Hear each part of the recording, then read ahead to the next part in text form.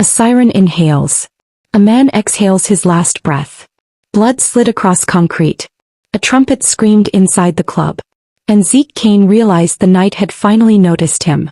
The man wasn't dead yet. That was the problem. Hey there, welcome. Before we dive in, make sure to hit that subscribe button so you never miss a story that stirs your heart. And we'd love to know, where are you watching from? Drop your city or country in the comments below and join our amazing community. He lay behind the Blue Canary, a jazz clubhouse like an afterthought, half in shadow, half in neon spill, breathing in wet, uneven pulls that rattled the alley. The music from inside leaked through the brick wall, a slow blues number that sounded like regret learning how to sing. Zeke crouched beside him, calm as ritual. Latex gloves snapped tight. No witnesses. No noise. Clean endings. That was his reputation. Easy now, Zeke murmured, not kindly, not cruelly. Just factual. You ran when you shouldn't have. The man's eyes fluttered, searching the dark for mercy. Memphis didn't offer much of that. Zeke reached into his coat. That's when the back door opened. Light spilled out first, warm, gold, alive, followed by a woman. Lila Monroe. In a red dress that didn't apologize to anyone. She stepped into the alley like she belonged there, heels clicking once before stopping. She saw everything. The blood. The gun. The dying man. Her eyes didn't widen. Her mouth didn't open. She looked at Zeke. You're shaking, she said. He wasn't, but the fact that she thought so unsettled him more than the body at his feet. Zeke straightened slowly, measuring her the way men like him were trained to measure threats. Go back inside, he said. His voice was low, southern soft, dangerous without trying. She didn't move. Up close she smelled like smoke and something sweet, bourbon cherries maybe. Her lipstick was slightly smudged, like she'd been kissed by a bad decision and kept it. Is he going to die? She asked, nodding toward the man. He already decided that, Zeke said. The dying man groaned. A thin sound. Human. Inconvenient. The woman winced, but only for a heartbeat. Then she stepped closer. That was when Zeke understood. She wasn't brave. She was uncharmed by fear. What's your name? She asked him. He almost laughed. Nobody ever asked that part. Doesn't matter, he said. She reached out, slow, deliberate, and took the cigarette from his mouth. Her fingers brushed his lips. Electricity snapped between them, sharp and unwelcome. She inhaled, then leaned in and pressed her mouth to his. It wasn't gentle. It wasn't safe. It tasted like smoke, blood, and something reckless enough to ruin him. For one suspended second, the alley vanished. There was no gun. No dying man. No rules. Just heat. Just her.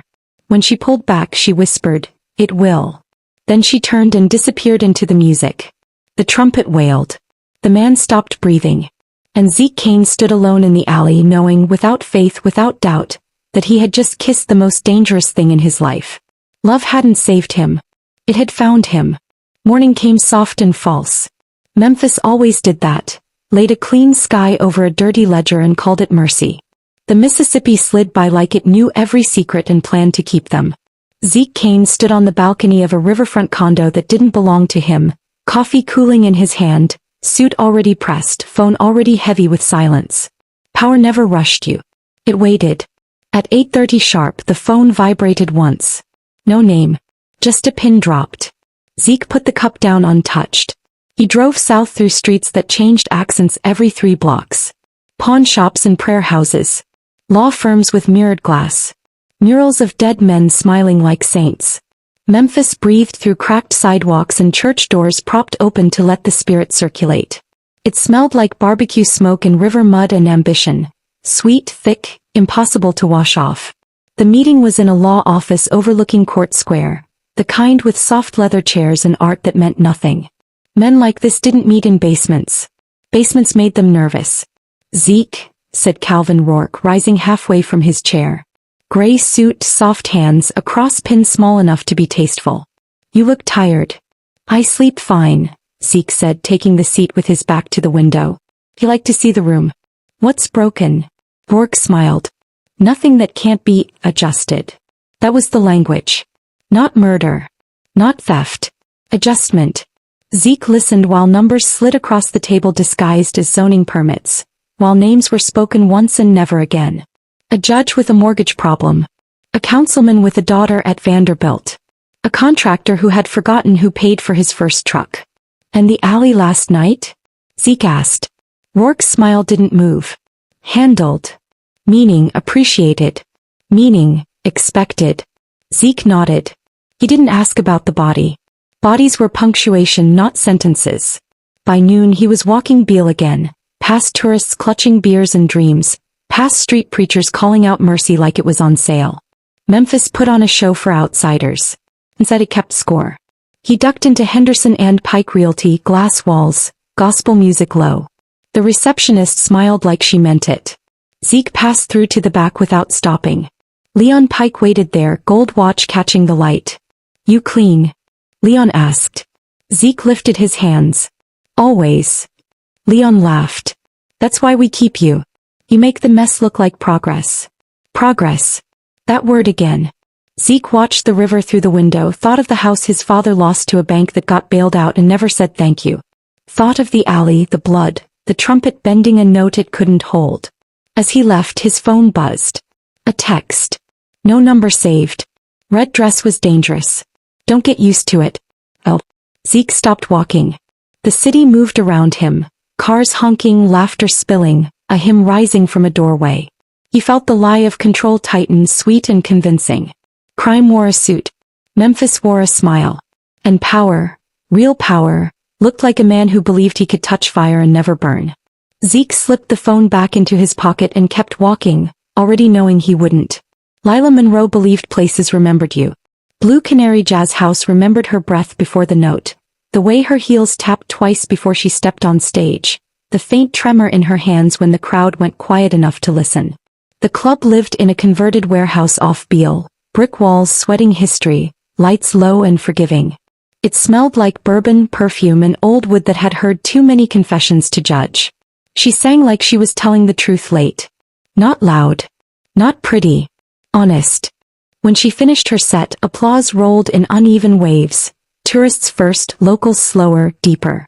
Lila nodded once, stepped off stage and wrapped a shawl around her shoulders that used to belong to her mother, back when forgiveness still felt possible. In the back hallway she found her father waiting. Reverend Samuel Monroe wore his faith the way some men wore scars. Visible, tender, earned the hard way. His suit was pressed but tired, Bible tucked under one arm like it might slip away if he didn't hold it tight. You sang like you were arguing with God again, he said. Lila smiled, tired. He never lets me win. Samuel studied her face the way preachers do, always searching for storms. You keep dancing that close to the fire, baby. I've been near fire my whole life, she said gently. I just finally learned how to stand in it. They walked out together into the alley, the night cooler now, quieter. The spot where the blood had been washed away still held a darker shade, like a bruise on concrete. Lila didn't look away. Samuel noticed. You see too much. I see what's there, she said. That's not the same thing. He squeezed her hand once before leaving, his prayers trailing after him like loose change. Zeke was leaning against his car across the street, jacket open, phone to his ear. He ended the call when he saw her. Didn't rush. Didn't smile. He looked different in daylight-adjacent neon, less dangerous, somehow more real. Like the dark had been borrowed, not born. You ever sleep? She asked. Only when the city does, he said. She stepped closer. This time she noticed the details. The faint scar near his jaw, the way his eyes tracked movement without trying. Darkness lived in him, yes, but it was disciplined. Ordered. That made it worse. My daddy says men like you are warnings, she said. What do you think? Zeke asked. I think warnings are invitations, Lila replied. She didn't touch him. That was the power. He let the space hum. I don't flinch, she added. Not from blood. Not from truth. And not from men who think they're protecting the world by breaking it. Zeke felt something loosen, dangerous, unwanted. You should, he said quietly. Flinch, I mean. She shook her head. If I did, I'd never love anything worth the trouble. The music inside started again, low and slow. Lila turned toward the door, then paused. You coming back tomorrow? She asked, already knowing the answer. Zeke watched her disappear into the blue light. The city exhaled around him, alive and watching. Yes, he said to no one. They didn't choose a place that meant anything. That was the rule. The Riverview Meridian Hotel sat high enough to pretend the city was quiet, curtains heavy, hallways carpeted thick to swallow sound. The room smelled faintly of citrus cleaner and money that passed through without staying. Zeke checked in under a name that wasn't his and tipped the bellman like generosity could absolve intent. Lila kicked off her shoes the moment the door closed. God doesn't follow me into hotels, she said lightly, unpinning her hair. It fell around her shoulders in dark waves, softer than Zeke expected. I think he knows I lie better indoors. Zeke loosened his tie, watched her in the mirror instead of turning around. That was safer. Reflections didn't touch you back. You always talk like that, he asked. Like what? Like you're daring the truth to contradict you. She smiled. Truth's never been shy with me. Their first night was not hurried. It was studied. Exploratory. Dangerous in its patience. Zeke learned the map of her slowly. The curve of her collarbone, the way her breath caught when he kissed just beneath her ear, the small scar on her thigh she didn't explain and he didn't ask about. Lila learned his silences, the places he went quiet, the way his body tensed at sounds outside the door. You're holding back, she whispered, lips against his shoulder. I always do. She kissed him anyway. Later, tangled in white sheets that smelled like bleach and sin, Lila traced a line along his chest. Tell me something real. Zeke stared at the ceiling. The lie came easy because it wasn't a lie. Not exactly. I grew up poor, he said. Learned early how to be useful. She nodded. Useful is dangerous. People don't let you stop. He didn't tell her how useful. He didn't tell her for whom. That was the omission. Cling. Practiced. They met like that for weeks. Hotels, borrowed apartments, once in the back room of the club after closing. Always quiet. Always careful. Memphis had ears and Zeke had enemies who listened for softness. Lila believed in him the way singers believe in echoes. She saw the man he was when he wasn't working. When his phone stayed face down. When his hands were empty.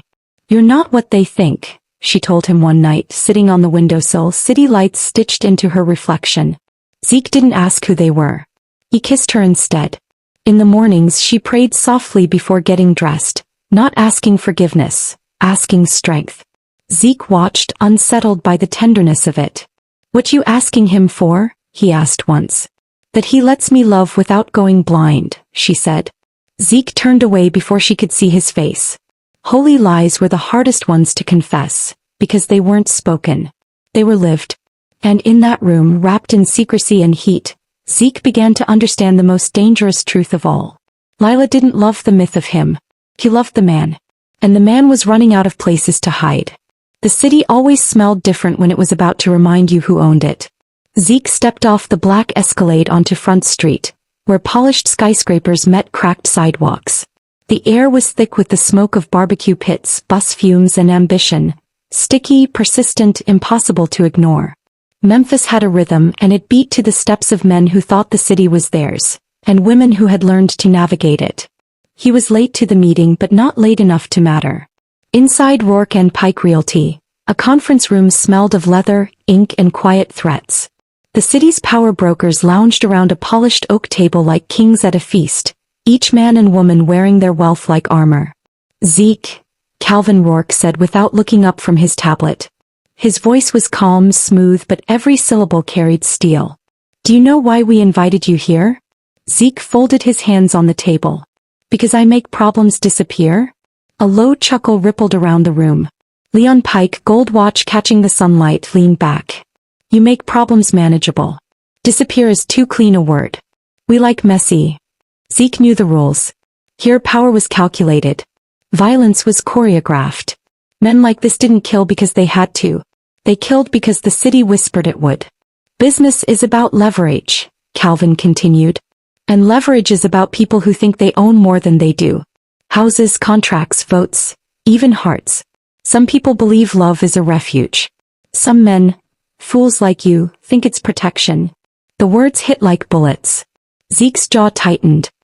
He thought of Lila, of soft laughter in hotel rooms, of fingers brushing against his, of blood and lies waiting just around the corner. Love's a weakness, Leon said. A luxury for men who don't carry real weight. You keep her close, Kane, and you'll find out how expensive weakness is. Zeke didn't respond. He already knew. He had lived long enough to see loyalty betrayed and kindness crushed. The warning wasn't new. It was sharpened, polished, delivered in a voice that could have passed for kindness if you weren't listening for teeth. Outside, Memphis pulsed. Streetcars rattled, church bells tolled, and neon hummed against the evening sky. Every corner held a story. Deals struck, debts collected, enemies watched. Every building was a witness. Every shadow was a player. Zeke left the meeting with his hands in his pockets, phone buzzing silently in his jacket. One text, no name. She's not a shield. Remember that. He slowed as he walked down Beale Street, lights reflecting in puddles from a sudden rain. Music floated from clubs, low brass and steady bass, a heartbeat that matched his own. For a second he imagined the hotel room, Lila waiting, soft and patient, believing in him. Weakness, he thought. Love. The city didn't forgive that. And neither would he. The alley smelled like gunpowder and rain. Lila Monroe didn't flinch. He never did. Not at the trumpet's wail, not at her father's trembling hands, not at the preacher's warnings. But tonight the scent of blood and smoke carried a weight even she hadn't met before. Zeke Kane stood over the body of a man who had asked too many questions. His suit was ruined at the cuff, his hands trembling slightly, but only slightly. He didn't need her to see this. He wanted her to leave. You shouldn't be here, he said, voice low, careful. I came with you, she replied, stepping closer. Her red coat caught the streetlight, almost glowing against the wet asphalt. I always do. The man on the ground twitched once. A last breath of life, or maybe a warning. Lila's heart pounded, but not in fear. It thudded in rhythm with the city, the pulse of sin, survival, and secret devotion. You don't understand, Zeke said. This world, it'll take everything. I understand more than you think, she said, voice steady. I've walked through fire before I knew the heat. Zeke's eyes softened for a fraction of a second. That fraction was dangerous. He had a choice. Push her away, keep her safe, preserve what little control he had left. Or, let her stay, let her see, let desire take the reins.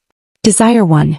They leaned against the brick wall together, lips brushing, hands searching, hearts clashing with adrenaline. The city hummed around them, indifferent to violence and lust alike. You're crazy, Zeke whispered. So are you, she replied. But I like it. A car door slammed across the street. A siren in the distance. The shadow of a figure slipped between neon-lit buildings. Someone watching, waiting, calculating. Zeke pulled her close, heart hammering. You don't know what you're asking for. I know enough, she said. I know I won't leave. Not tonight. Not ever. The decision sealed their fate. Because desire, once married to risk, doesn't forgive hesitation. As they vanished into the darkened streets, intertwined and reckless, Memphis whispered its approval, then marked them. Lovers in a city that demanded payment. And the bill was coming. The hotel room smelled like whiskey, heat, and secrets. Zeke Kane sat on the edge of the king-sized bed, shirt open at the collar, sleeves rolled just enough to show the faint scars on his forearms. Lila Monroe leaned against the doorframe, one leg bent, arms crossed, eyes measuring him like she had every night since they began this reckless affair. Talk to me, she said softly. Really talk. Zeke exhaled slowly, letting the cigarette smoke curl around him like a shield. You want the truth? I want your truth, she said. He hesitated. Not because he didn't trust her. He did. Too much maybe. But some truths had no weight limit, they would crush her. And yet he began. My father ran numbers for men who owned half the city. My mother prayed until she could pray no more. I grew up knowing the world had no mercy for people like us. I learned to survive before I knew how to live. Lila stepped closer, hand brushing against his arm. I hear that. I hear the man you were. But what about the man you are now? Zeke smiled, bitter. Same man. Just better at hiding it. She frowned. Better at hiding what? He shook his head. Some things you can't say. Not yet. Not safely. Lila's gaze darkened. I can handle anything, Zeke. I've been standing in fire my whole life. Don't hide from me. He felt the pull, the temptation to unburden, to spill everything, to let her in fully. But even as desire clawed at him, he stopped. Some truths were lethal when spoken aloud. Some truths were why he was who he was. I'm telling you what I can, he said finally. The rest, you see when the world shows it. Lila's lips pressed together. The gaps in his story whispered louder than his confession. She could feel them, the omissions, the silences, the shadowy corners where he didn't let light reach. I see, she said quietly. And it's enough, for now. Zeke reached for her, fingers brushing her cheek, thumbs stroking the line of her jaw. You're incredible, he said, voice low. I don't know if I deserve you. I'm not yours to deserve, she whispered back. But I'm here. I'm staying. Even with the shadows you can't speak of. The city outside groaned with life. Cars rattling over rails, sirens slicing the night, neon reflections dancing on wet streets. Inside the room a different heat burned, reckless, intimate, dangerous. Zeke realized with a mix of awe and dread that loving her meant continuing the lie. That loving her meant risking everything he had tried so hard to control. And in that tension, in that collision of passion and secrecy, he knew one thing. Desire had no forgiveness. The stage at Blue Canary Jazz House vibrated under Lila's feet, but it wasn't the wood that shook. It was the room itself, the air thick with anticipation. Smoke curled like fingers from the corners, carrying the scent of bourbon, sweat, and hope. She stepped up to the microphone, fingers brushing the stand like a lover, eyes closed. The first note slipped from her throat, warm, low, magnetic. It wasn't practiced perfection. It was confession, sin, and prayer all at once. Zeke Kane sat in the back booth, shirt sleeves rolled, tie loose, arms crossed. Every note she sang made the hairs on his forearms rise. He knew the city listened differently when she performed. Not just the tourists or the regulars. People with power. People who took note of movement, influence, and beauty. Tonight one of them had noticed. A man in a tailored gray suit, face shadowed but posture unmistakable, scribbled something in a leather notebook. He watched Lila, but his interest was layered. She was a singer, yes, but more importantly she was Zeke Kane's weakness. And in Memphis, weaknesses were currency. Zeke caught the glance, tightened his jaw and stayed still. He wanted to vanish. He wanted to warn her. He wanted to pull her into a hotel room and erase every pulse of danger that came with her talent. But she didn't need saving. The song ended. Applause rose like waves, uneven but real. Lila smiled, breath warm on the microphone, eyes scanning the crowd, catching Zeke's. You're on fire, he muttered under his breath. She laughed softly. You sound worried. I am, he admitted. People are noticing. Good. Let them notice. Let them see, she said, walking past him. I'm not hiding for anyone. Zeke's hand brushed hers instinctively.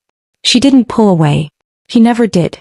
Later, after the last note and the last clink of glasses, Zeke walked her outside. Neon spilled onto the sidewalk, rain starting to mist, carrying the smell of asphalt and jasmine from somewhere nearby. You're taking too much heat, he said. I take what I earn, Lila replied. And I've earned this. You think you can protect me from the world, Zeke, but maybe I'm the one protecting myself. From being invisible. He nodded, silent, because she was right. And somewhere in the shadows, the man with the notebook disappeared into the night. The first ripple of danger had touched them. Power had noticed her. Through Zeke she had become a beacon. And the city was watching. The message came in a way Zeke had long learned to read without words. A folded card slipped under the windshield wiper of his Escalade, late at night, rain slicking the streets. No name. No address. Just one line, scrawled in sharp black ink. The girl sings too loud. Watch her. He didn't flinch. Not immediately. He folded the card, tucked it into his jacket, and let the city's pulse carry him toward the problem. Memphis had a rhythm, and every street, every alley, every glowing neon sign whispered about men who owned it, and men who wanted to. Zeke knew exactly who wanted attention. The Cartwright crew. A rival syndicate with hands in construction, loan sharks, and politicians who owed them favors they could never repay. He found them where they always waited. A warehouse by the river, the smell of diesel and sweat thick enough to choke the casual observer. They didn't greet him. They didn't need to. Zeke Kane, said Malik Cartwright, lean, dangerous, smile too wide. We hear your girl's making waves. She sings, Zeke said. Not for you. Malik laughed, the sound like breaking glass. Not for us. You know the rules, Kane. Everything you love has a price. Zeke's hand rested briefly on the small pistol concealed under his jacket. He didn't speak again. Words were liabilities. Action was insurance. By the time the night ended, 3 men lay unconscious or worse. The warehouse silent except for the drip of water and Zeke's steady breathing. He wiped the blood from the edge of the knife with his sleeve, careful, precise, practiced. No mess, no fingerprints, no trace. Outside, rain had started to fall harder. The city's neon shimmered on wet pavement. He called Lila. She didn't answer. He didn't leave a message. He drove back to her, keeping to side streets, every shadow a possible threat. By the time he arrived at the jazz club, the applause of an earlier set still lingered in the alley, ghosts of music brushing the walls. Lila waited as she always did. She didn't ask where he had been. Didn't ask why his suit was ruined at the cuff or why his hands smelled faintly of iron. "You're quiet tonight," she said softly. "I had business," he replied, voice low, eyes hard. She reached for his hand, fingers brushing his knuckles. "You don't have to carry everything yourself." Zeke's chest tightened. She didn't understand the weight and she didn't need to. That was what made her dangerous. That was why he loved her. Because she saw life in colors even the city tried to wash out. And now, because she existed in the light, shadows were moving toward them faster than either of them could run. The first threat had been delivered. And Zeke Kane was already planning the next strike. The hotel room smelled like cigarette smoke, rain and regret. Lila Monroe's heels clicked against the hardwood, deliberate, fierce. She didn't flinch, didn't pause. The first thing she noticed was the gun on the nightstand. A sleek, black piece that had no business being in a space meant for love. Zeke Kane sat on the edge of the bed, tie undone, hair damp from the rain leaking in through the window frame. He looked at her, half amused, half exhausted, but the weight in his eyes was enough to cut the distance between them. "You left it out," she said, voice calm but dangerous. "I didn't," he said. "It's always been here. You want me to believe that?" Her hands rested on her hips, red coat brushing the floor, curls falling across her face. "Or do you want me to pretend I'm safe?" Zeke exhaled. He rose slowly, walked toward her, every step measured, predatory, protective. "I want to believe. I want you to leave tonight and be safe. I want you to disappear with me, far from this city, far from—" He trailed off, swallowing the words he couldn't say. "Far from what, Zeke?" "You." She stepped closer, their foreheads almost touching. "Or far from the life you've built on blood?" He flinched at the truth in her voice. "Both," he admitted quietly. "I can make it happen. I can take us out of this. Anywhere you want. Anywhere." Lila's gaze sharpened, piercing him. "And you really believe either of us will survive that? You think we can outrun this? You think the city, your enemies, hell, even your own hands will just let us go?" Zeke didn't answer. He couldn't. The gun remained on the nightstand, silent, waiting, a reminder of the fragility of promises. She reached out, tracing the line of his jaw, thumb brushing the corner of his lips. "We could try," she whispered. "But neither of us believes it." He pressed his lips to hers anyway. Long, slow, desperate, the kind of kiss that burns, warns, seduces and destroys all at once. When they finally broke apart, rain pounded the windows, city lights reflecting red and blue across the room. "Promise me one thing," Lila said.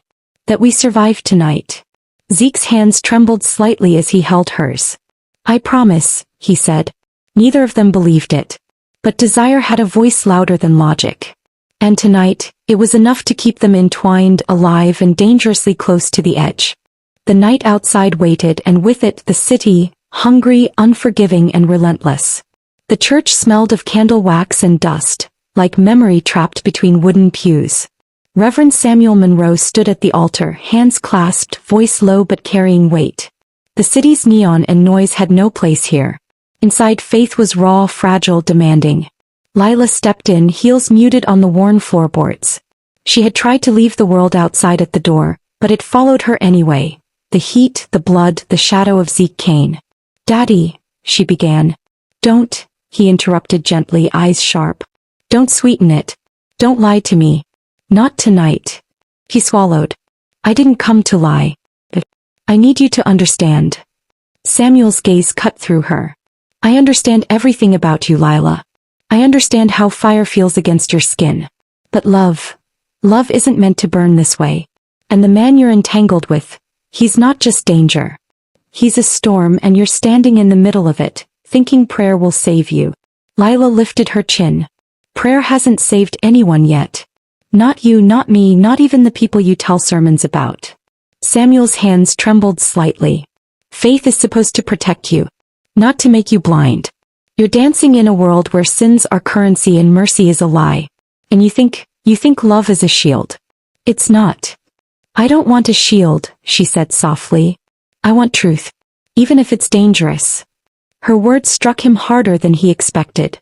He could see it, how Zeke had etched himself into her life, how her heart chose him over safety, how faith no longer comforted but tormented.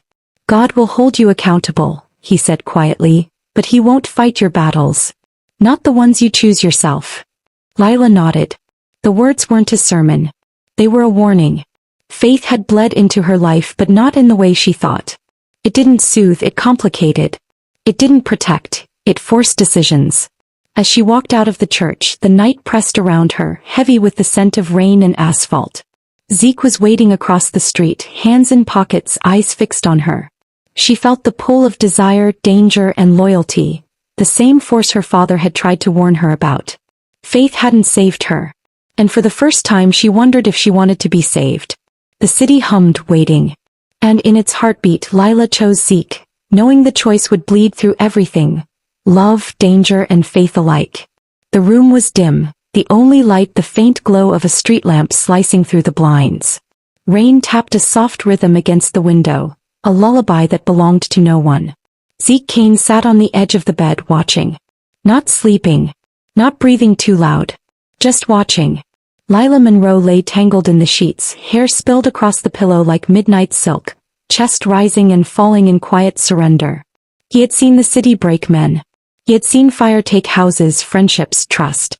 But this, her vulnerability, unguarded and alive, was another kind of danger entirely. It made him reckless. Obsessed. Almost prophetic in its weight. You awake, she whispered, eyes half-lidded. I never sleep when you do, he admitted. His voice was low, deliberate, hungry. She reached for him, fingers curling around his wrist. You think too much. Not enough, he said. If I thought enough maybe I'd run. But I can't. Not from you. Not from this. Her lips pressed against his shoulder, slow, careful, as if she could map the scars he hid from the world. This isn't safe, she murmured. I never promised safe, he said, teeth grazing the nape of her neck. I promised me. And me is messy. Dangerous.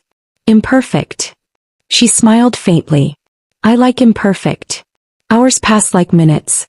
The room held their desperation, the kind that made desire feel prophetic, as if the night itself knew the choices they would have to make, the blood they would encounter, the lives they would unravel. Zeke traced the line of her jaw, memorizing every curve, every shadow, as though predicting the dangers ahead. Every kiss, every whispered word, every touch was an affirmation. This love could destroy them and yet neither of them could turn away. Outside Memphis moved on. Sirens wailed in the distance. Neon reflected off wet asphalt. Somewhere a man plotted, a threat lingered.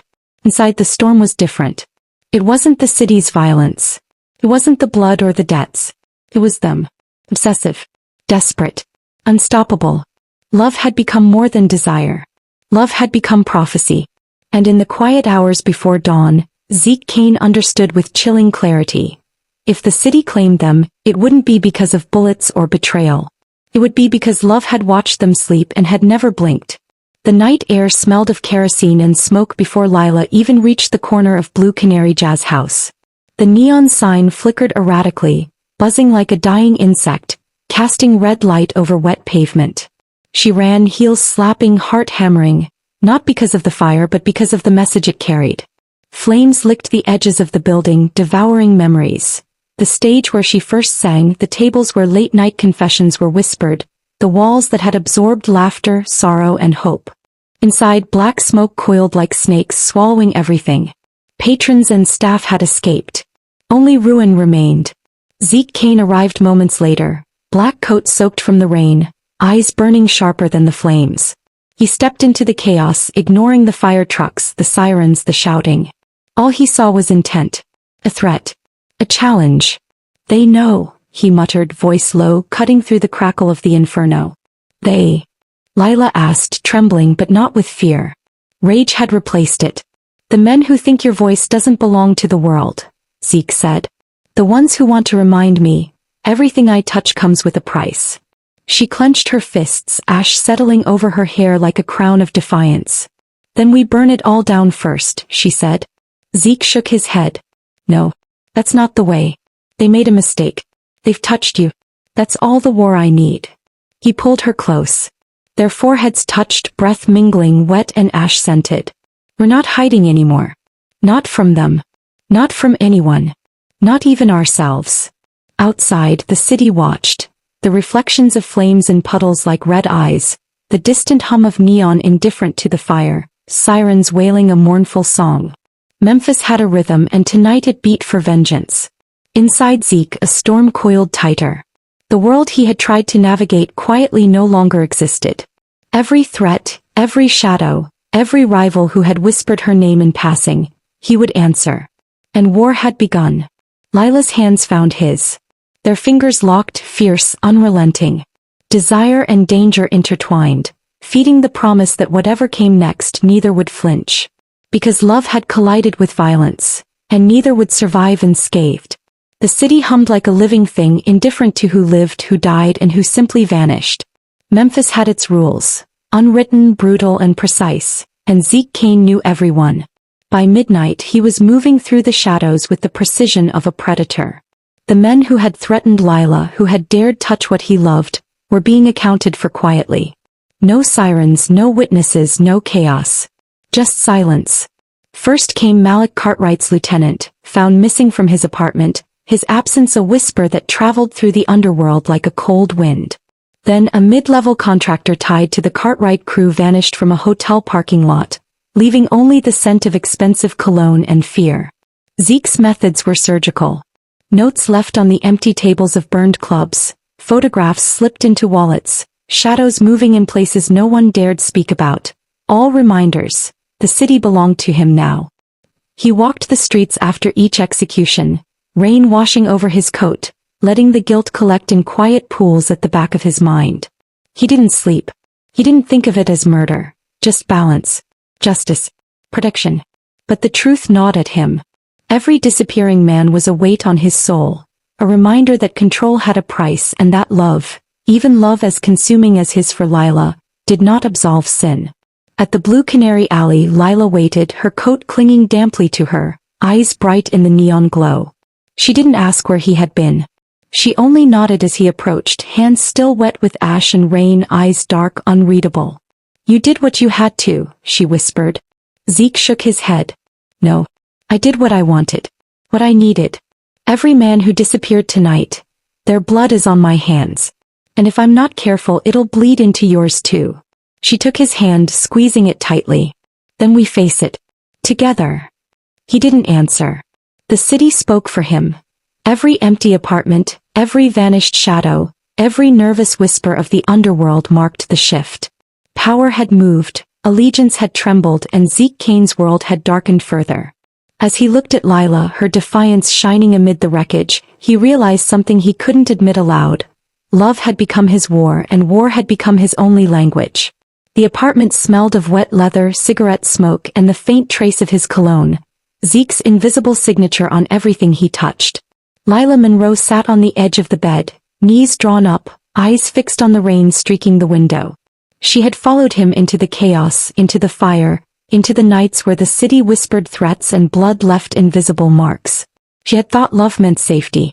She had been wrong. Zeke Kane entered quietly, removing his jacket, every movement precise, controlled. You're awake, he said. I've been awake, she replied. Thinking. He frowned. About you, she said. About us. About what it means to be with a man like you. Her voice was calm, but every word carried steel. I see now, your protection. It's not freedom. It's possession. Every time you step into danger for me, I'm reminded I'm yours, whether I like it or not. Zeke approached, stopping a few feet away. I protect you because I love you. Because I can't lose you. That's exactly it, she said, voice rising slightly. You can't lose me, so I'm trapped in your world. I'm supposed to be grateful for that protection, but it's a cage, Zeke. And the bars are invisible, made of your violence and control and fear. He looked at her, every instinct screaming to argue, to convince her that he only wanted to shield her, to keep her alive. But she was right. Love had a cost, and it was bleeding into possession. I don't know if I can keep you safe, he said finally, voice low. And I don't know if you'll forgive me if I fail. Lila's hand reached for his, brushing the scar on his wrist. I don't need forgiveness, she whispered. I need truth. I need to know that when you protect me, it's not just for you. That my life, my choices, they still belong to me. Zeke's jaw tightened. He knew she was asking the impossible. Love had never been gentle in his world. Protection had never been selfless. And desire had always demanded a price. Outside, Memphis rumbled. Sirens, shouts, the constant pulse of the city. Inside, the storm was quieter, sharper, more intimate. Lila understood the truth now. Being loved by Zeke Kane was a thrill, a danger, and a cage all at once. And still she refused to step away. Because some bonds, no matter how lethal, could not be undone. The Mississippi moved like it had no memory. Dark water swallowed light, debris, and sins alike, flowing indifferent to the men who tossed morality over its edge. Zeke Kane stood on the rusted railing of a forgotten dock, coat collar up, eyes fixed on the black current. In his hands, evidence of the city's warning. The man who had crossed him, who had dared to threaten Lila, who had thought power was a game. He didn't hesitate. One motion. A push. A splash that swallowed the man whole. The water closed over him like judgment, leaving only ripples and silence. Zeke exhaled slowly, watching the river claim what he had given it. The act was irreversible. The choice had no return. And in that quiet moment, the weight of the city pressed down harder than ever. He thought of Lila, waiting in the hotel room he'd promised her would be safe. He thought of the life he had built, the fragile illusion of control he had maintained, and realized it was gone. The American dream, the neat lines, the quiet ambitions, the idea that wealth and love could coexist without blood, was a lie. Broken, shattered, dissolved into the dark water. When he returned to the room, Lila was sitting by the window, rain washing the neon reflections across her face. She didn't ask. He didn't need to. She already knew. You went too far, she whispered. Zeke dropped beside her, hands trembling slightly. I did what I had to do. That's the problem, she said, voice tight. Doing what you have to do isn't always what's right. And right now, I don't know if there is right. He turned to her, searching for forgiveness in eyes that would not grant it. I protect you. That's all I know how to do. Protection isn't freedom, she said. And it's not love if it leaves bodies in the river.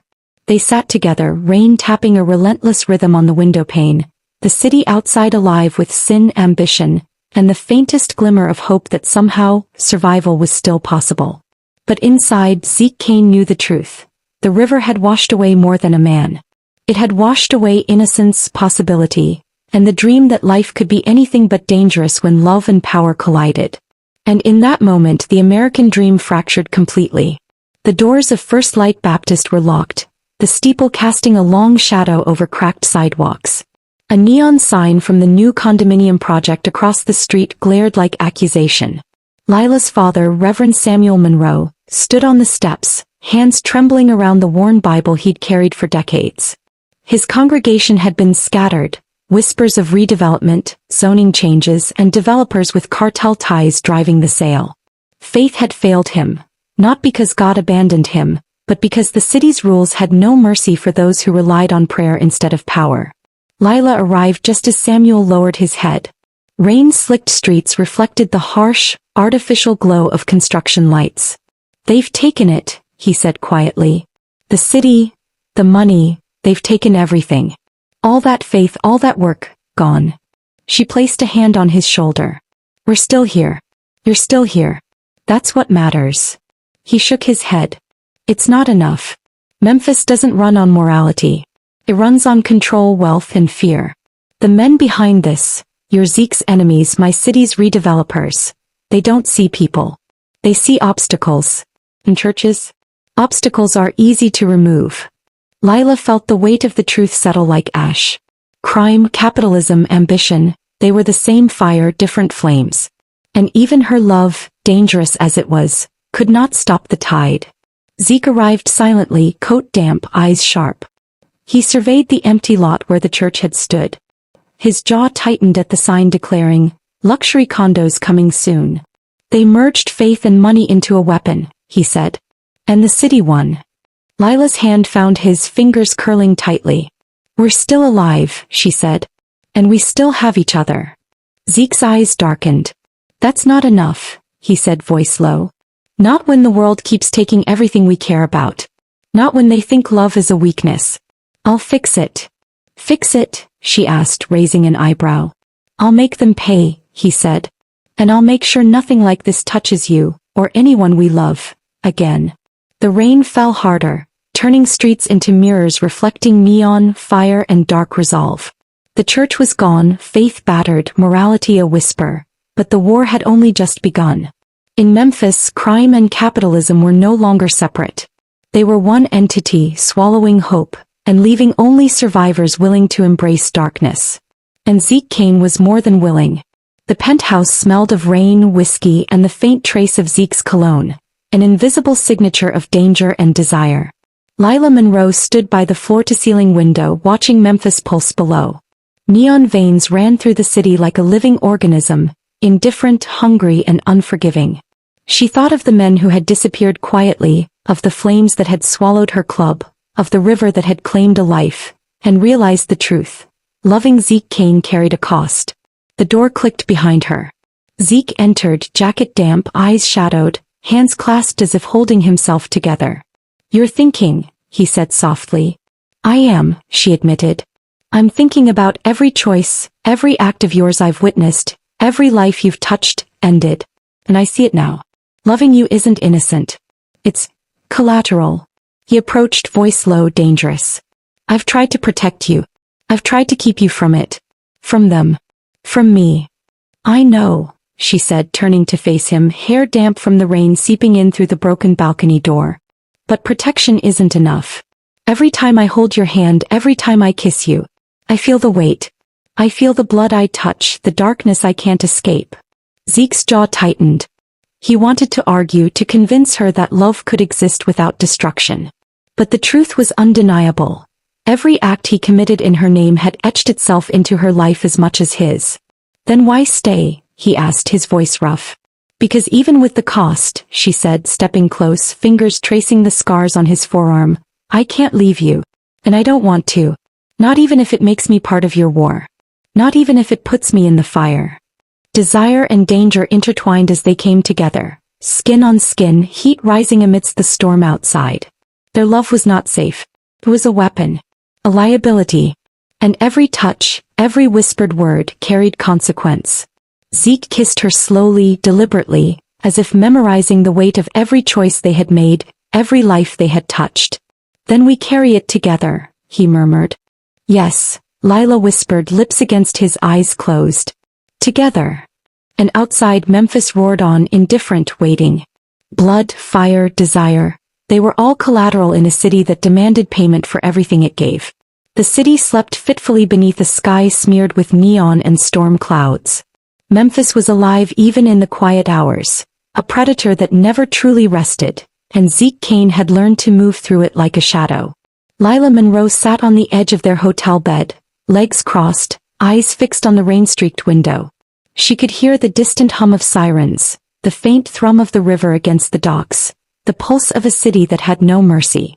Zeke stood by the door, coat still damp, hands in his pockets. "We can disappear," he said, voice low, careful. "Leave Memphis. Leave everything. Nobody will find us." She turned, searching his eyes. "Disappear? You make it sound so simple. Just pack and vanish." "It's simple if you trust me," he said. "I can make it happen. No names. No ties. A life where danger can't touch us." Lila frowned. "Danger doesn't just touch us, Zeke. It follows us. Even if we run, the shadow of everything you've done, of what we've done, it will follow." He stepped closer, trying to reach for her hand. "I'll handle it. I'll handle them all. You just have to leave. Be mine, away from the chaos. She shook her head, voice trembling slightly but resolute. Freedom shouldn't require silence. I can't leave my life, my choices, my voice behind just to stay safe. I can't disappear, Zeke. Not like that. Not while my heart still beats in this city. He clenched his jaw, eyes darkening. Then you're choosing risk. Choosing war. Choosing me, fully aware of what comes with it. Yes, she said. Because even if it kills me, even if it drags me into your world, I'd rather stand in it with you than live safe and silent somewhere else. Zeke ran a hand through his damp hair, storm and desire colliding in his chest. Then we fight, he whispered. Together. Against everyone. Against everything. The rain outside drummed a relentless rhythm against the window, echoing the pulse of their decision. Love had become their rebellion, their bond, and their weapon. And Memphis, cruel and eternal, watched as they chose not to run, but to stand together in the fire. The Mississippi stretched beneath them, black and endless, reflecting the fractured neon of the city above. The steel cables of the bridge hummed with the vibration of trucks and wind, a chorus of tension that matched the pulse of Zeke Kane's heart. He stood at the midpoint, coat flaring in the gusts, gun pressed loosely in his hand. Lila's heels clicked against the metal grating behind him, rain slicking the surface, hair plastered to her face. "This is it?" she asked, voice sharp with fear and desire. "The end of it all?" Zeke didn't turn immediately. His eyes scanned the river below. The city stretched out like a living organism, the enemies he had created, the men who had vanished, the blood that had traced their path. "No," he said finally, voice low. "It's the beginning. The last move. If I fail, nothing survives. If I win, we control the board." Lila's hand brushed his shoulder, tentative, seeking. "And if you fail? Or if you survive, what happens to us? To the life we thought we could carve out?" He finally faced her, eyes storm dark, mouth set in a line that had made men and women alike tremble. "I've never wanted a quiet life," he admitted. "I've wanted power. Control. The city bending to me. And you." He understood then. Escape had never been an option. Not for him. Not for either of them if she stayed. The love that had burned through hotel rooms, jazz clubs, and blood-soaked alleys now demanded the ultimate price. Submission to the storm he ruled. "I don't know if I can keep up," she whispered, voice breaking slightly under the weight of truth. "You can," he said. "Or you can fall with me. Either way, we don't leave the board. We don't run. Not now." The men they had hunted, the rivals they had silenced, the debts they had accumulated, all converged in a single final act. Zeke moved with lethal precision, orchestrating the takedown of the last syndicate threat with calm brutality. Shots echoed across the bridge, bodies fell silently into the river's depths, and the city trembled beneath the weight of his decision. Lila watched, heart-pounding, desire and terror entwined. She had loved a man who could destroy and protect with equal intensity. Now she loved a man who had chosen power over escape, dominance over freedom. As the last figure disappeared into the water, Zeke turned to her, drenched, scarred, triumphant, and irrevocably changed. "This is the life we chose," he said. "The one we own. Together." Lila met his gaze, trembling, knowing that nothing would ever be safe, gentle, or simple again. But love, dark, dangerous, and obsessive, had survived. And over the Mississippi, the city shivered under the reign of Zeke Kane. The city exhaled after the bridge. Not relief, just exhaustion. Neon still bled into puddles. Sirens still sang their sleepless hymns. Memphis carried on as it always did, with the quiet understanding that power had changed hands and the price had already been paid. Zeke Kane sat alone in the penthouse, jacket still smelling faintly of river water and gun oil. The windows were open. The night air moved through the room like a ghost that knew where everything used to be. Lila was gone. No note. No slammed door. No final argument to scar the walls. Just absence. Her side of the bed was cold. The dresser drawer empty except for a single gold earring she'd lost weeks ago and never bothered to look for. The silence felt deliberate, surgical. Like one of his own clean jobs. He walked through the room slowly, touching nothing. The couch where she used to curl her feet under herself. The balcony where she sang softly to the city, testing melodies like prayers she didn't believe in anymore. The mirror where she once traced a scar on his chest and whispered, You survived so much just to end up here. Zeke understood then. She hadn't left because she stopped loving him. She left because love had finally asked for everything. Outside, the Mississippi rolled on, carrying bodies, secrets, history. He could have followed her. He had the resources, the reach, the hunger. Men disappeared because he willed it. Cities bent because he stayed. But he didn't move. For the first time in his life, Zeke Kane chose restraint. Not mercy, not redemption, but respect. He knew pursuit would turn love into possession again. He knew finding her would mean pulling her back into the gravity of his violence. And this leaving, was the bravest thing either of them had done. He poured a drink and didn't finish it. He sat on the edge of the bed and didn't lie down.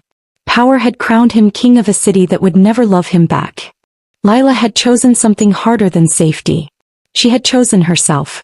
Somewhere beyond Memphis she would sing again, not in smoke-filled rooms owned by men with bloodied hands, not under protection that felt like chains. Her voice would be hers, untouched, unpaid for. Zeke stared at the dark window until dawn threatened the skyline. Love didn't die that night. Fractured, cleanly finally. And in the quiet after, Zeke Kane learned the cruelest truth of all. Power can take cities, erase enemies, rewrite futures. But it cannot make someone stay. The sun rose over Memphis like nothing had happened. Power settled into Zeke Kane the way winter settles into bone. Quiet, irreversible, numbing. Meetings moved from backrooms to boardrooms. Violence wore suits now, spoke in contracts and zoning maps, laundered itself through development deals and philanthropic galas. Zeke learned the language quickly. He listened more than he spoke. When he did speak, rooms leaned toward him. They called it stability. The syndicate crowned him without ceremony. No applause. No ritual. Just a shift in posture when he entered, the way men stopped fidgeting, the way decisions waited for his nod. He signed papers that displaced families and sanctified towers of glass. He shook hands that still smelled faintly of blood beneath the cologne. At night the penthouse stayed immaculate and empty. He slept less. When he did sleep he dreamed without images, just pressure, just weight. Desire dulled. Guilt flattened. The city felt farther away even as it bent closer to him. He ate because it was scheduled. He exercised because discipline required it. Pleasure arrived muted like sound through a wall. A woman tried once, close enough to be a mirror, distant enough to be safe. He thanked her for the effort and sent her away with a car and a silence that answered everything. Music came and went. Jazz filtered up from Beale Street, tinny through glass. It didn't reach him. Not anymore. He stood often at the windows watching Memphis organize itself around his will. Crime and capital braided so tight you couldn't tell where one ended and the other began. Churches closed. Condos rose. The river carried on, patient and forgetful. When people mentioned Lila it was indirect. The singer, the club, the voice that left. He never corrected them. He never asked questions. He learned the discipline of omission the way monks learn prayer. Power required it. One evening an older man from the syndicate, gray eyes, careful hands, leaned in and said, "You've got what it takes. That's what keeps an empire standing." Zeke nodded. That was the word. Fit. Later, alone, he pressed his palm to the glass. The city glowed back, obedient and vast. He felt nothing rise to meet it, not pride, not grief, not longing. Just a steady, efficient calm. The empire tightened its grip. And Zeke Kane let it. Because numbness, he had learned, was the cleanest kind of control. The chapel was smaller than Zeke remembered. Tucked between two renovated office buildings downtown, it survived mostly by accident. Too narrow to redevelop, too old to matter. The wood pews were scarred with initials and prayers that had outlived the people who carved them.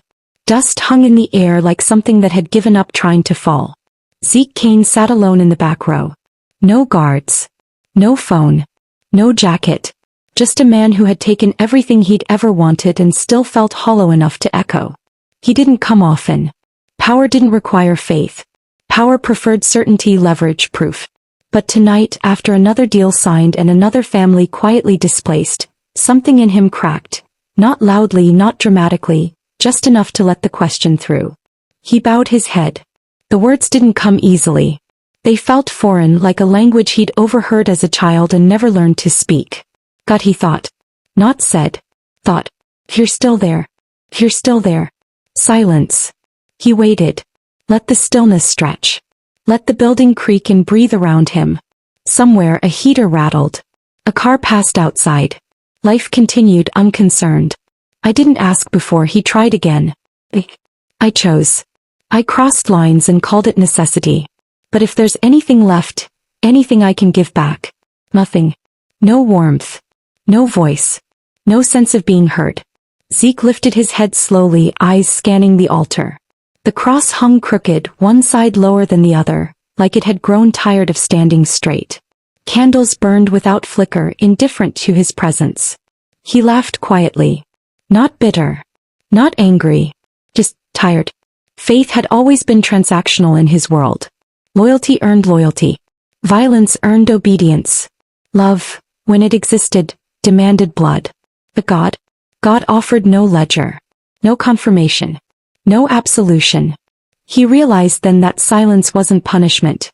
It was refusal. Not forgiveness. Not condemnation. Just absence. Zeke stood, hand steady, heart unmoved. The numbness had followed him even here, thick as fog. He had hoped, briefly, foolishly, that prayer might break it open. That guilt might hurt enough to mean something. But guilt required belief. And belief required an answer. Outside, Memphis glowed like a living altar to ambition. Glass towers reflected one another endlessly, a city worshipping itself. Zeke stepped back into the night, the chapel door closing softly behind him. He didn't look back.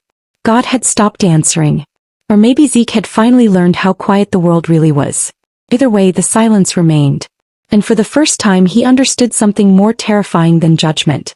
Redemption was no longer waiting for him. In New Orleans the air remembered things.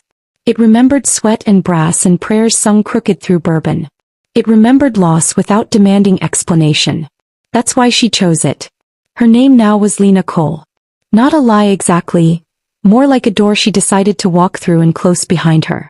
She lived in a narrow shotgun house in Treme, pale blue paint peeling like old skin. The floors creaked. The walls breathed. At night, second lines passed close enough that the drums seemed to rattle her ribs. It felt honest. It felt earned. She sang 3 nights a week at a small club off Frenchman Street. No neon sign. No syndicate money. Just a hand-painted board out front and a crowd that listened because they wanted to, not because power demanded it. Her voice was different now. Still velvet. Still fire. But quieter in places. Scarred in ways only she could hear. She didn't sing about forever anymore. He sang about leaving. About wanting.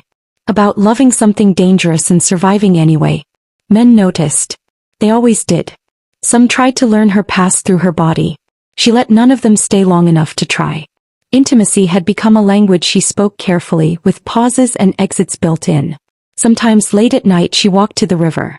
The Mississippi here felt older, less impressed with itself.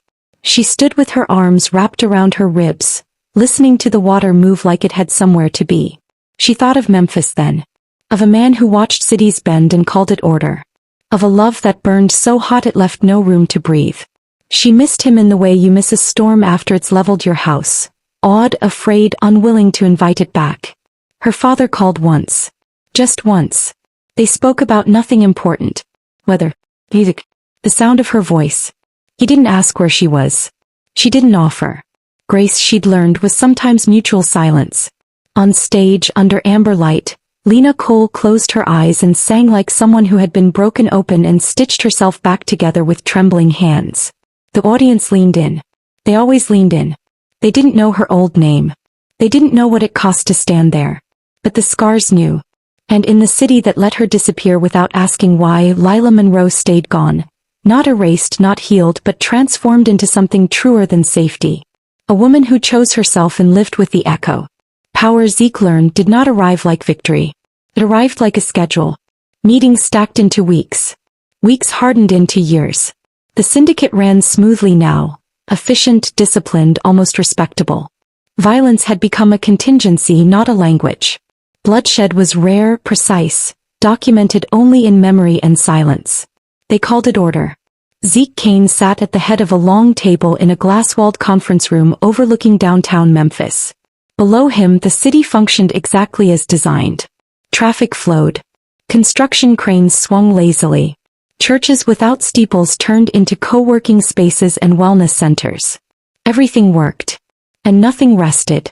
A man to his left spoke about margins. Another spoke about zoning approvals. A third mentioned a name. Someone useful, someone careless, someone who might need to be managed. Zeke listened, nodded, approved. The machinery moved forward. Inside he felt nothing. Power didn't soothe the nerves. It sharpened them. It didn't heal guilt, it organized it. Every gain required vigilance. Every alliance demanded feeding. Every silence needed reinforcement. Peace, he realized, was inefficient. Later, alone in his office, Zeke loosened his tie and stared at the city he owned in pieces. The numbness that once felt protective now felt permanent, like frostbite you stop noticing until something breaks. He thought of prayer again, not as faith but as instinct.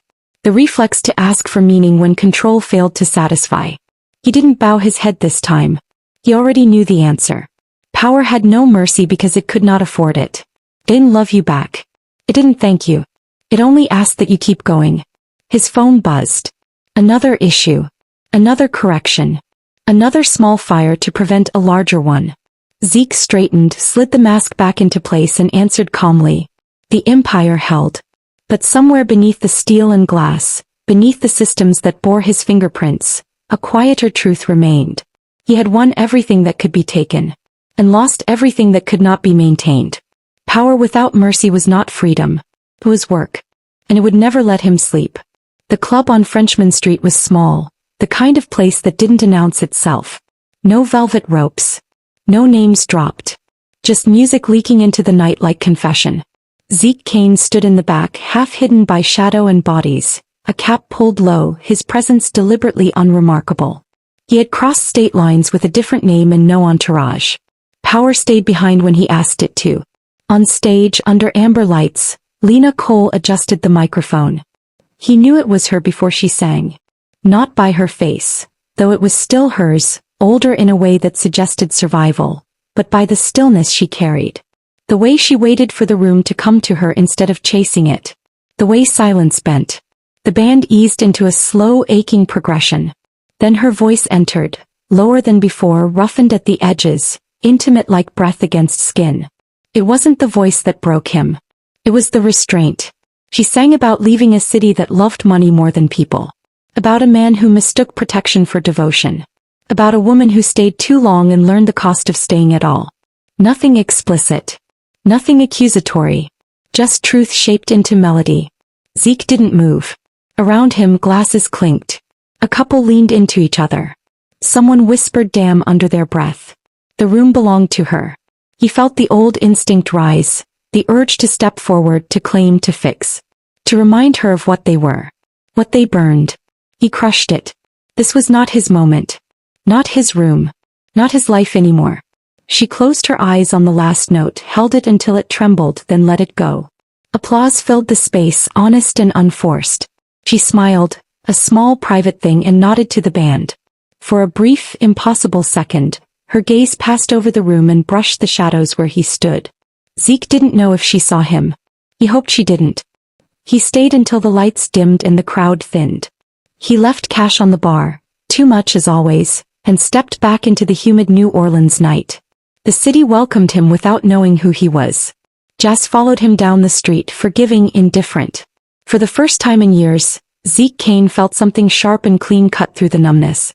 Not hope. Not regret. Gratitude. She had survived him. And in the dark, unseen and unnamed, he let her go again. This time without violence, without possession, without needing anything in return. Some loves were meant to be witnessed, not reclaimed. Lena, no longer sang like she was trying to be saved. That was the difference. Before, her voice had opened veins.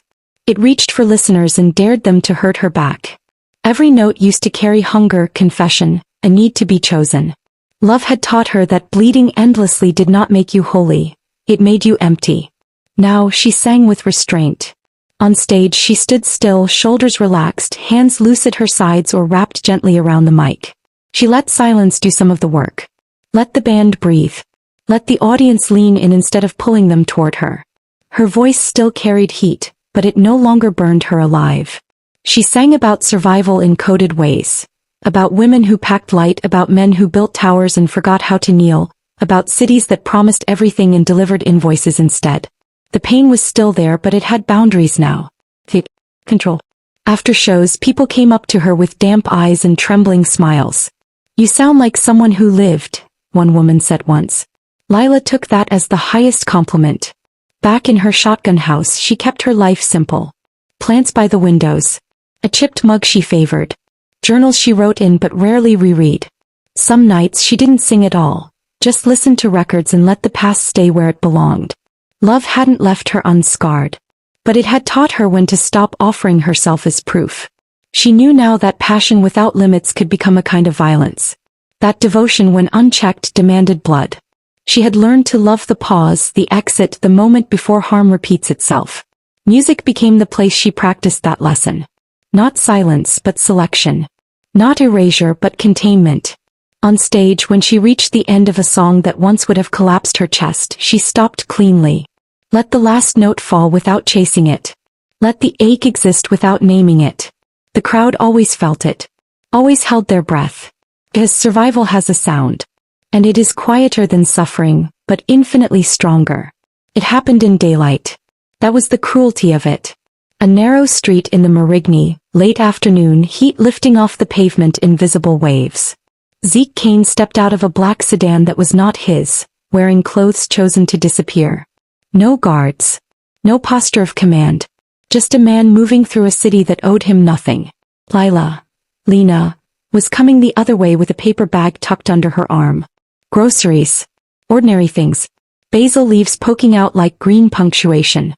They saw each other at the same time. There was no cinematic pause. No slow motion. Just recognition. Immediate and complete, as if the years between them collapsed into a single breath. She stopped. So did he. The street kept going. A bicycle rattled past. Someone laughed from an open window. Life, relentlessly uninterested, refused to hush. Zeke took her in without touching. The steadiness in her shoulders, the way her weight rested evenly on both feet. She looked intact. Not healed. Not untouched. But owned by herself. Lila saw the same man and a different one. The sharpness was still there but quieter. Less performative. He looked like someone who had learned how to stand still inside his consequences. They didn't smile. They didn't frown. They didn't reach. Everything that had ever mattered stood between them, unsaid and unrequested. Apologies would have been indulgent. Explanations insulting. Closure, she knew now, was a story people told themselves to feel finished. They weren't finished. They were complete. Zeke gave the smallest nod. Not ownership. Not invitation. Acknowledgement. Lila returned it. Equal. Measured. Final in its restraint. Then she stepped to the side and walked past him, the paper bag brushing his arm for half a second. Warm, real, unbearably ordinary. He didn't turn around. Neither did she. The distance between them reasserted itself, not as tragedy but as fact. A line drawn and respected. A love that had learned its final shape. No reunion. No words. No closure. Just two people carrying what remained, and choosing again to let it stay carried. Zeke Kane did not retire. There was no press release, no redemption arc, no clean exit disguised as grace. America did not offer those things, not to men like him, not to systems built on quiet violence and polite paperwork. He stepped back instead. It began with delegation, then absence, then the slow, deliberate refusal to escalate. He sold interests quietly, redirected money into places that didn't shine, legal defense funds, housing trusts that didn't bear his name, schools that would never thank him publicly. Not charity. Maintenance of a different kind. The syndicate noticed. They always did. Some mistook it for weakness. A few tested the boundaries and learned he was still dangerous, just no longer ambitious. Zeke remained exactly what America preferred. Useful, controlled, unresolved. He moved out of the penthouse. Chose a smaller place near the river, where the noise softened at night and memory came uninvited. He stopped carrying a gun unless he had to. He still knew where every body was buried, figuratively and otherwise. Knowledge doesn't fade just because intention changes. Forgiveness never came. Not from God. Not from the city. not from himself. And strangely, that was what made the shift honest. America, he learned, doesn't absolve. It repurposes. It takes men who have crossed lines and teaches them how to stop drawing new ones without erasing the old. He watched the news in the evenings. New towers. New scandals. Same script. Different names. The machine kept moving, grateful for anyone who stepped out of its way without demanding applause. Sometimes, late at night, Jazz drifted up from a passing car or a distant club. He didn't follow it anymore. He let it pass through him and keep going. This was what America left you with if you survived long enough. Not peace but pause. Not innocence but clarity. Not forgiveness but choice. Zeke chose smaller days. Quieter power. Consequences faced without ceremony. He wasn't clean. He wasn't forgiven. But he was no longer feeding the thing that had fed on him. And in a country built on reinvention without erasure, that was as close to redemption as it got. The river was calm that morning. Not forgiving. Not forgetful. Just moving like it always had, like it always would. Zeke Kane stood at its edge, hands in his coat pockets, watching the Mississippi carry the weight of a country downstream. He had learned every lesson the hard way. Violence taught efficiency. Power taught maintenance. Silence taught endurance. But love had been the most demanding teacher of all. He had thought love was the sin. That wanting her too much, choosing her too fiercely, letting desire harden into possession. That was the crime. He had built an empire to justify it. Burned rooms and men and futures in its defense. But standing there now, older in ways mirrors didn't show, Zeke understood what the devil never bothered to explain. Love was never the sin. Love had arrived honest, wild, unafraid. Love had tried to tell him the truth. The sin was refusing to let it go when it asked to leave. The sin was mistaking fear for devotion. Control for protection. Obsession for loyalty. The devil's final lesson wasn't damnation, it was clarity. Zeke exhaled slowly, feeling the cold air settle in his chest. He thought of Lila, of Lena, of the woman who had loved him enough to walk away and survive. He did not imagine her returning. He did not rehearse apologies. He let the memory exist without trying to own it. That too was a kind of love. Behind him the city hummed, unfinished, relentless, American. Ahead of him the water moved on, carrying stories no one would ever fully tell.